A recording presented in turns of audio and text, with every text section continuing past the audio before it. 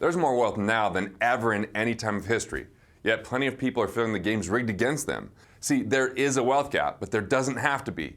And there are 5 things holding you, if you're not where you want to be, from having more.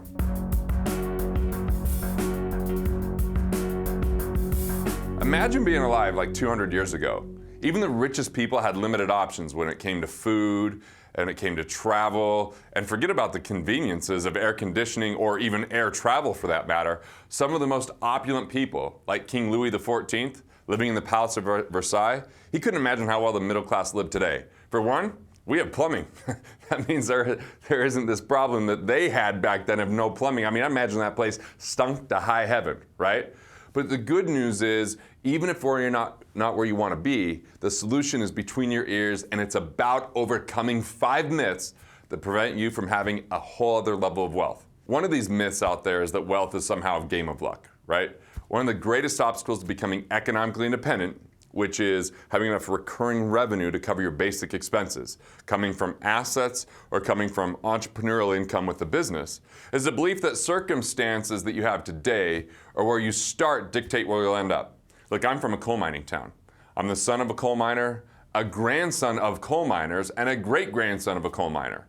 And I didn't start out with a silver spoon. I didn't start out with a big inheritance. I had to become resourceful. I had to figure out things. I mean, I started my first business when I was 15. I was just washing and detailing cars. But then I entered entrepreneurial competitions and started to refine how to speak and learning the basics of just an income statement and balance sheet, because Patty Rigby was teaching me this because that's what she did for a school district. So a lot of it is people don't even ask the right questions, or they don't go ask the right people because they just feel trapped, right?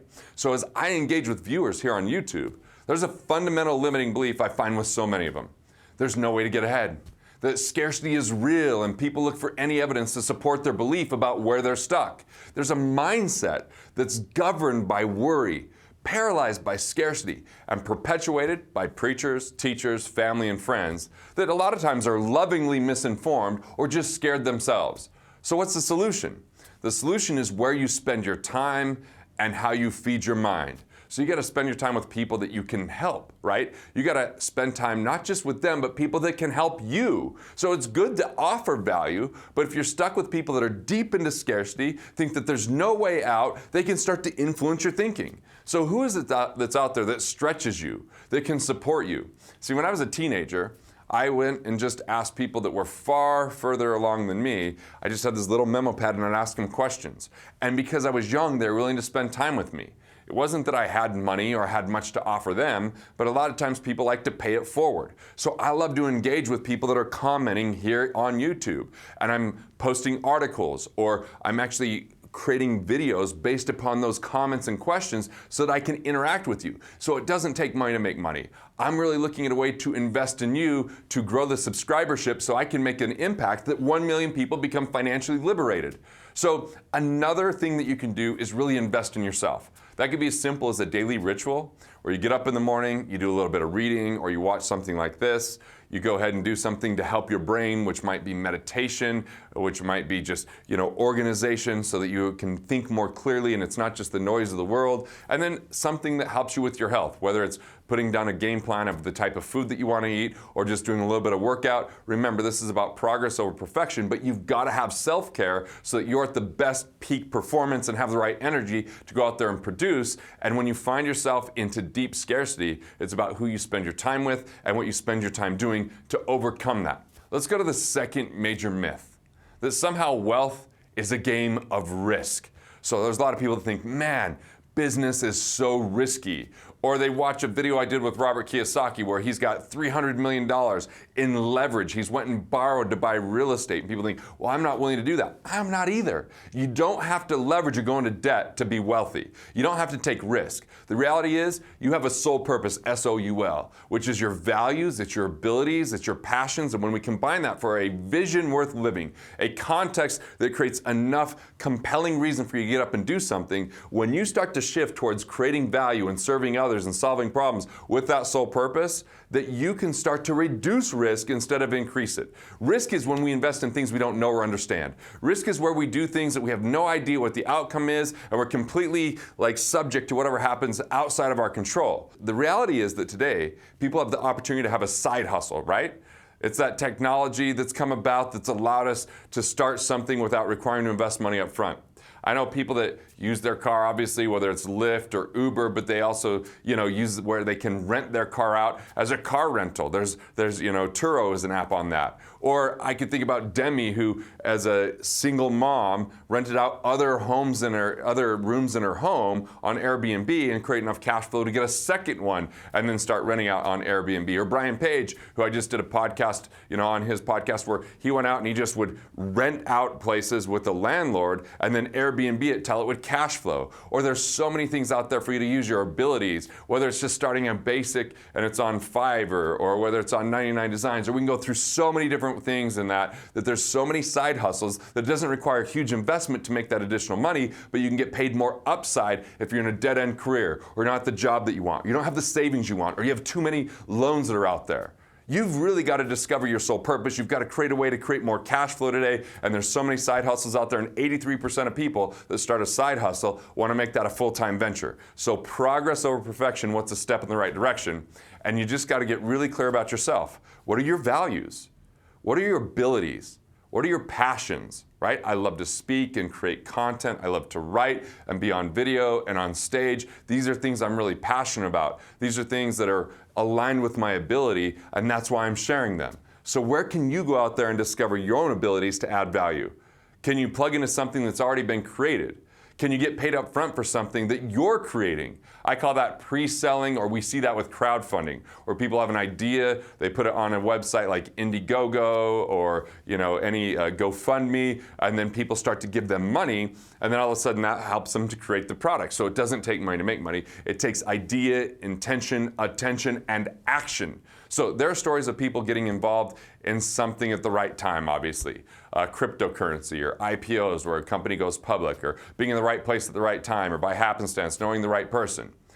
These are the exception to the rule and not the rule. So your solution is to build more mental and relationship capital. Mental capital is your ideas, knowledge, wisdom, strategies, and insights, and relationship capital are the people, networks, organizations, family, friends, clients that can help you take that and be able to make more money with it. So you got to invest in what you know, and you've got to invest in the right people so that you know the right people to do something about what you know. Make those regular deposits with those relationships, and follow this channel and learn how to win then play, getting paid up front, where you can make money on the buy because you become a better investor, where you can focus on cash flow instead of accumulation. So you're not waiting for 30 years and sacrificing, but instead you're getting cash flow today. Or you plug financial leaks because you're overpaying on tax, or overpaying on interest or investment fees or insurance costs. I just heard from Garrett Reeves on the Wealth Factory team this morning that he saved someone $308 per month restructuring their car, homeowners, and liability coverage while getting them $1 million more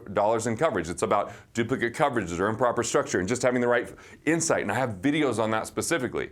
And it's really more than anything about expanding possibilities by unlocking an abundance mindset, where you don't, in scarcity, people feel like there's never enough. It's governed by fear, doubt, and worry, where abundance is about ingenuity, innovation, and creation. And how can you unlock that in yourself?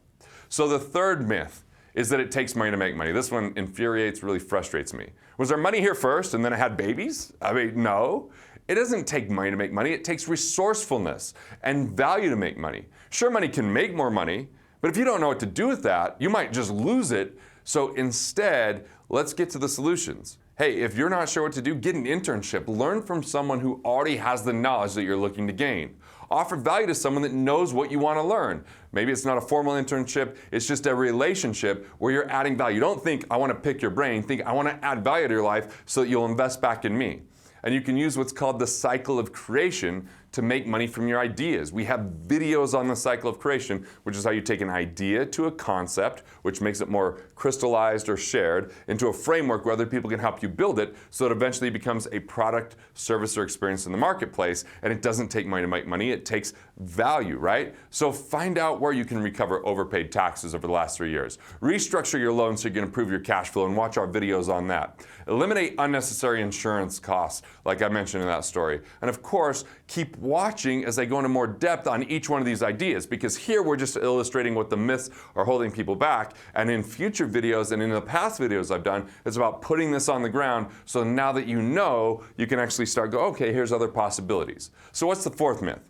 The fourth myth, and this one, I mean, I bought into this early on in my life, but I think more people are doubting it or become skeptical because we see this massive crisis with student loans. It's this thought that if you just get a good education, that's going to lead to a great job. It's going to give you plenty of good benefits. And then you just got to fund your retirement plan. And if you just work hard and follow that plan, it's going to result in a great life one day, someday, way out there in retirement. Well, the news is in. The U.S. Department of Labor says 95% of Americans are not economically independent at age 65. This means they don't have enough cash flow coming in to cover their basic life expenses. It's not from a lack of effort, it's due to a lack of the right knowledge, of applying the knowledge, of taking responsibility for finances, of investing in yourself. See, putting money away into a retirement plan, and at the same time borrowing money from a car to buy a car, or buy a home, or pay a student loan doesn't lead to wealth. A degree isn't a guarantee of a good job. Mental and relationship capital is. Hard work doesn't just lead to more money most of the time. Look at the coal miners that I came from. The solution is you've got to use something called the impact equation, which is how, number one, do you reach more people with your skill set? And number two, how do you create more meaningful value for the people you already reach? If you're a business owner, you might think about marketing and leverage. If you're not a business owner, you might think of that side hustle that you could start up. And if you already have existing clients, you can ask the question, or you can even survey them and say, what can we do to provide even more value, which means they stay around longer, and now you continue to get paid more money. So where can you add value to more people, right? And where can you reach more people, because dollars follow value? One of the ways I can create value for you is I want to give you things. Part of that gifting is wealthfactory.com/megakit.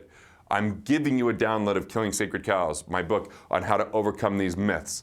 I'm giving you a copy of What Would the Rockefellers Do, which is something I started with $50 a month, but I started to implement the ideas that they had to help them to grow their wealth. So regardless of where your wealth is, that book can be valuable, plus cash flow guides and going through some of the solutions to the myths that I'm presenting so you can plug the leaks or you can make more money, right? So I'm giving you those resources. Now, you'll give me in exchange your email so that we can stay in touch with you with my firm Wealth Factory, especially for those that want to go deeper, that want even more content beyond this kind of big picture stuff. Wealth Factory is an amazing provider of that. All right, the fifth myth. You can budget your way to wealth. That's a myth. No one shrinks their way to wealth. There's really three ways to live within your means. One is to cut back. And look, if you're spending more than what you make, you got to cut back.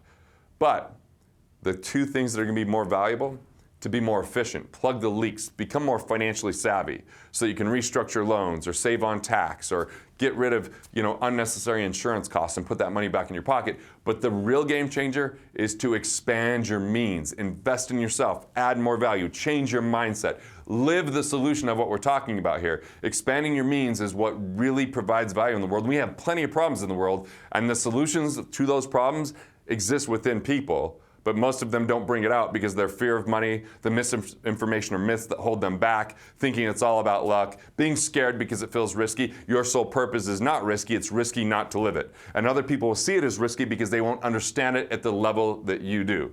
So look, there's a wealth gap, and that wealth gap is widening. The rich are getting richer, and the gap between the richest and the poor is getting bigger.